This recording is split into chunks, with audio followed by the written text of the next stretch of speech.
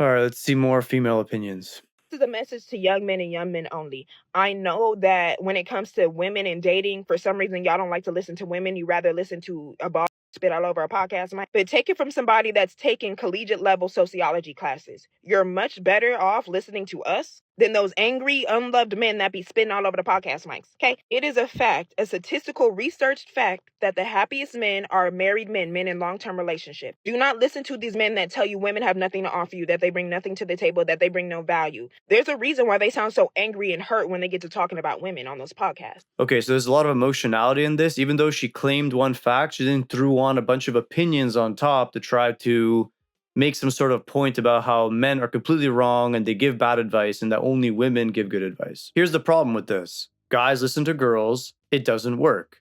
They listen to guys, and it does work. There's a lot of layers to peel back here, so I'm going to start one at a time. The first issue I have is her saying you should believe women when it comes to relationships and not men. This sounds good from a surface level perspective because the assumption is if you ask a woman, she'll tell you the truth about what she wants from a guy. Unfortunately, the vast majority of the time, this isn't the truth. Most of the time, women don't even know what they want because they don't really know themselves. Or what they want is very taboo, so they don't want to admit it to avoid looking like bad people. This is precisely why male advice when it comes to dating is generally way better than female advice. There are obviously some minor exceptions, of course, but overall, this is how it is. Ask any guy who comes from a single mother household and they'll tell you the truth. Mom always told me to be respectful to women, and that's what makes them like me. They go out in the world, they apply what their mom told them, and it just doesn't work. Now let's go to the next point. The statistic that married men are happier than unmarried men. The problem with citing this statistic is that it assumes that a man chooses to be married or not. When it comes to the unmarried men being less happy, is that because they don't get any sexual partners whatsoever? In the end of the day, men do choose to be married only after they've been selected by a woman. The men that have the ability to be married are the ones that have the abundance to choose in the first place. The vast majority of unmarried men are unmarried because they can't be married because nobody wants them,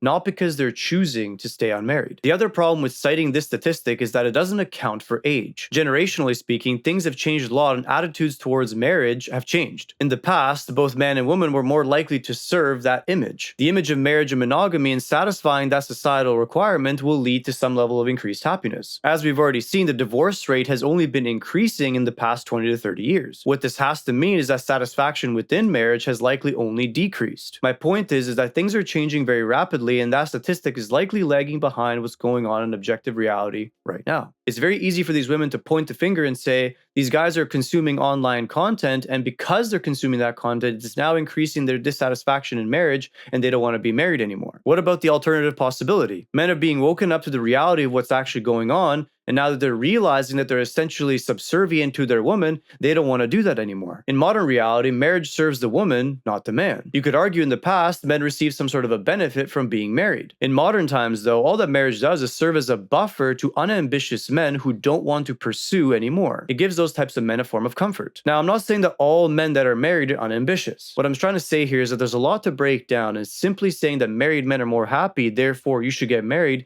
is overly simplistic and not really realistic. One more thing I want to add is that the image that people serve has drastically changed in the last 20, 30, 50 years. Before, a bigger percentage of the population used to serve a more pure Christian image. Since then, the image has drastically changed. Women now do not view marriage the same way they viewed it 50 years ago. 50 years ago, women saw marriage as much more of a duty than an entitlement. Modern women see marriage as an entitlement and a fantasy. For men, on the other hand, marriage has remained exactly the same. They still have all the same responsibilities and duties, but they have a fraction of the return. So obviously, it's in the incentive of a woman to push the narrative that marriage is a good thing because they receive all of the benefits from marriage. For men, on the other hand, on paper, marriage doesn't really offer any tangible benefits. You have all the same benefits from having just a girlfriend, and financially speaking, it's better when you're fully alone. Let's keep going. It's because they're lonely. What are the stats? What are the facts? They'll tell you that women only want you for your money. No, women only want them for their money, because obviously, if you listen to how they speak about women, money is all they have to offer women. They cannot offer a pleasant personality. They cannot offer love and respect. They can literally only offer women money. See, even her saying that proves how delusional her perspective really is. The vast majority of men don't even earn enough money to be able to offer money. The average income for a man in the United States is around 45 to 50,000 US dollars. That is nowhere near enough money to be able to offer women only money. So when she's saying that men only have money to offer women, which men? The top 10%, maybe, but the rest of them, they don't have anything to offer. So women will only use them for their money. If you are a good man that treats women with respect, They won't care about how much money you have. I can tell you right now, women get with bums every single day. And let me remind y'all that Bums that know how to act a certain way, for sure. Definitely not nice guys, which is the majority of these guys in the first place. For the last couple years, you guys have constantly been reminding us that there is a male loneliness epidemic. What else has happened in the last couple years? A rise in red pill content. A rise in men telling other men to devalue women. As a response to the male loneliness epidemic. What she's trying to do, like so many women do, is she's trying to blame the red pill movement as the reason why the male loneliness epidemic is getting worse. The content appearing online is a direct response to the male loneliness epidemic. I even know for myself in my own content. The amount of guys coming to me asking for help at this point is in the thousands. They're tired of being lonely and their strategy would surprise you. The vast majority of the time, these guys go into these relationships doing exactly what this girl is saying. You know what the irony is? The girl ends up leaving the guy. In reality, I'm in the trenches guiding these guys when they're doing the things that their moms told them to do that isn't working. So you can come online all day and spit idealism, but that idealism isn't working.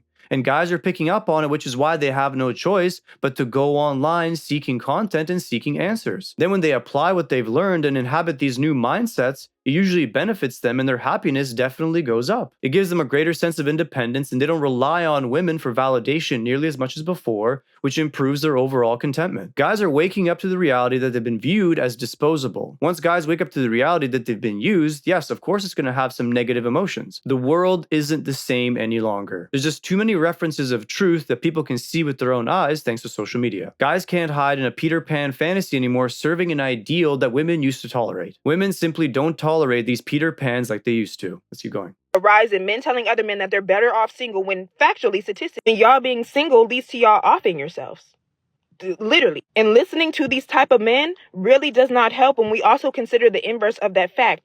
The guys that are single and unaliving themselves are guys that could never get a woman in the first place. They take on a defeatist or a nihilistic attitude, and that is what leads them to that point. The overwhelming majority of the time, they're not being selected for in the first place. The content isn't the reason they're not being chosen. But for the time being, I'm not going to open this can of worms. I'll just save this for another video. And the happiest women are single, childless women. We aren't killing ourselves behind being single.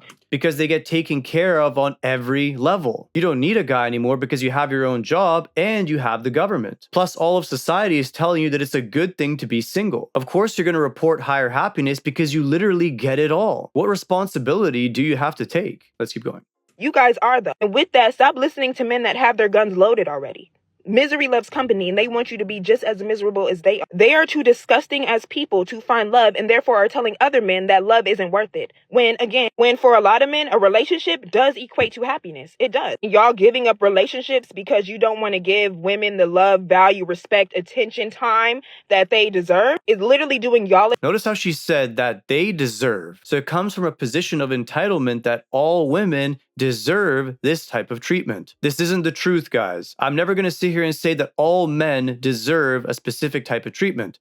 What I will say is they have to earn a specific type of treatment. Somehow, though, women don't have to earn this. They're entitled to it. This is exactly how you know that her message is obviously biased and only cares about female supremacy. I think I've said enough, but we'll finish the video. A disservice more than it's doing women a disservice. Because again, factually, we will die happy without. We're more likely to die happy without you. That is the complete opposite for you. And I'm saying this out of love and care. It is love month. Everybody deserves love. Y'all too. But you're not. Unfortunately, this isn't true. I love the idea of this idealism as much as the next person, but not everybody deserves love. Because if it's true, then what you're saying wouldn't make any sense. Okay, obviously not everybody deserves love. And it's very obvious that not everybody receives love. It is what it is. We live in a cold, hard reality where not everybody gets the love that they want. You have to earn the love that you want. You have to become a lovable person. And of course, it doesn't just include spiritual components. It doesn't just mean having a good personality. It also means being attractive. To a lot of people, this seems very unfair, but I'm not here to talk about fairness. I'm here to talk about reality. You're not going to get it if you keep listening to these men and adopting these minds. Statistically, they're going to end up offing themselves due to being sick or dying. That's right, a mindset of self-improvement, responsibility, and trying to become as attractive as possible to garner the love from a woman. Yes, of course, that mindset is horrible. Alone in a retirement home because women, caretakers, only again want to be around them for money. Those nurses there for a check, or dying in bed next to a prostitute. Rest in peace, Kevin Samuel. Even at the end, listen to that vitriol. She's talking about a man that exposed so many truths and helped so many people in such a horrendous way. I think I've said enough. you like this video, like and subscribe. Don't forget to check my links in the description below.